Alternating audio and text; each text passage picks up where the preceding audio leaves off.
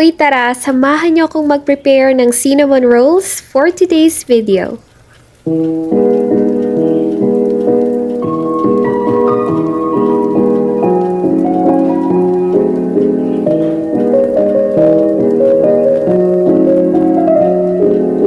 Good morning guys! Medyo natagalan yung pag-edit and pag-upload ng video na to kasi naging busy talaga the past few weeks. Pero sa wakas, nagkaroon na rin ng time kahit maiksi lang para ma-upload ko na din yung vlog na to. Nagawa ko na pala dito yung cinnamon roll dough ko and yung 5-liter bowl na to is just for one recipe. Nakikita nyo naman na kahit dough pa lang siya, hindi pa baked, sobrang soft and springy na talaga. One of the reasons kung bakit siya ganyan kalambot and elastic is because it's a high hydration dough. Ibig sabihin lang na mas mataas yung ratio ng liquid compared sa mga dry ingredients. Dito naman, chinecheck ko na kung na-form na ba yung gluten sa dough ko by doing the window pane test. And since hindi na napupunit yung dough kahit i-stretch ko and almost translucent na siya, ibig sabihin nito ay ready na ito para i-rest. Minasa ko lang dito yung dough ng kaunti pa para ma-form ko siya into a ball. Madaming nagtatanong kung ano yung recipe ko for my cinnamon roll dough. For now, hindi ko muna masishare yung recipe pero mag-upload ako ng vlog soon and ipapakita ko kung ano yung technique na ginagawa ko para maging malambot yung cinnamon rolls ko. And no, I do not add any chemicals or improver sa mga tinapay ko. All natural siya and super excited ako na i-share yung technique sa inyo guys. Kasi pwede nyo rin gawin yon sa ibang recipe nyo ng tinapay like pandesal, loaf bread, ensaymada at iba pa. Yung ginagamit ko pala na panghiwa ng cinnamon rolls ko is itong kitchen thread or kitchen twine. Mas magandang ito yung gamitin na panghiwa kaysa kutsilyo para mas malinis yung kalalabasan ng cinnamon rolls. Pwede rin naman na dental floss yung gamitin nyo sa panghiwa ng cinnamon rolls pero just make sure na wala siyang mint flavor. Very challenging pala yung pag-handle sa ganitong klase ng dough like yung mga brioche, high hydration dough or basta yung mga wet dough.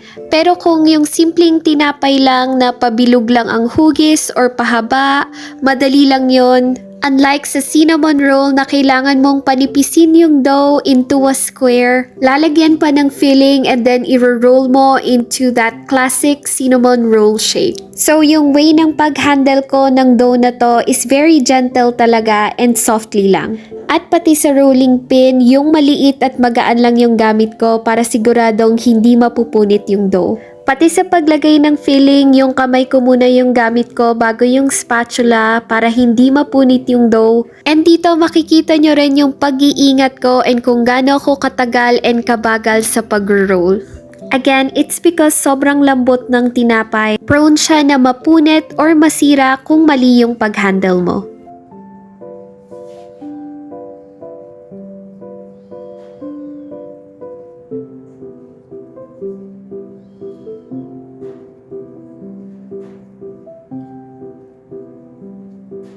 At ayan, times 5 ko na yung speed dito kasi 15 minutes yung tinatagal ko sa pag-roll pa lang ng cinnamon roll dough. And gusto ko lang ipakita yung process and yung effort na din sa paggawa nito. And before, nung nagpa-practice pa lang akong mag-bake, yung mga ginagamit kong recipes ay yung mga nakita and napanood ko lang din online.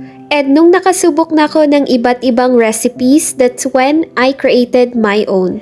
Iba pa rin kasi talaga if you have a signature product na sa'yo lang makukuha, matitikman, or mabibili ng mga customers. Ang dami ko nang sinabi pero hindi pa rin ako tapos mag-roll and naka times 5 na speed pa to. Pero finally, ayan, isusukat ko na dyan yung cinnamon rolls para pantay-pantay lang yung sizes niya. And using the kitchen thread to slice the cinnamon rolls, hindi na de-deform yung tinapay and malinis siyang tingnan. Binibake ko yung cinnamon rolls dough na to for 25 minutes at 165 degrees Celsius. Gas and electric oven pala yung gamit ko sa pagbe-bake ng cinnamon rolls and if you're going to ask kung ano yung mas maganda, para sa akin pareho lang siya. And dito, I'm just doing the finishing touches for our classic cinnamon rolls with cream cheese frosting. And spoon lang talaga yung gamit ko to slather the tangy cream cheese frosting on top. And nag-sprinkle lang ako ng more cinnamon powder on top to finish the look. Ito naman ay ang aming salted caramel cinnamon rolls garnished with toasted walnuts. And so far, ito yung best seller sa lahat ng cinnamon flavors namin. At ito din yung personal favorite ko.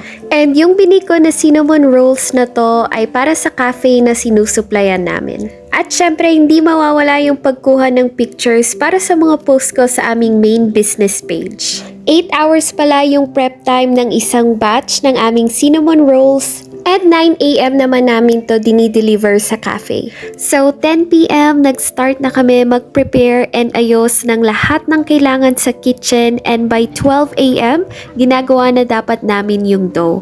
Then tuloy-tuloy na yon hanggang sa delivery time. If you are from Baguio and you haven't tried our cinnamon rolls yet, pwede kayong pumunta sa R&B Cafe located at Portavaga or yung branch nila sa Notre Dame Hospital. Or just simply message us on our main business page sa Facebook, and andun lahat ng updates namin kung kailan yung mga delivery days. And there you have it. Thank you so much guys for watching and happy baking!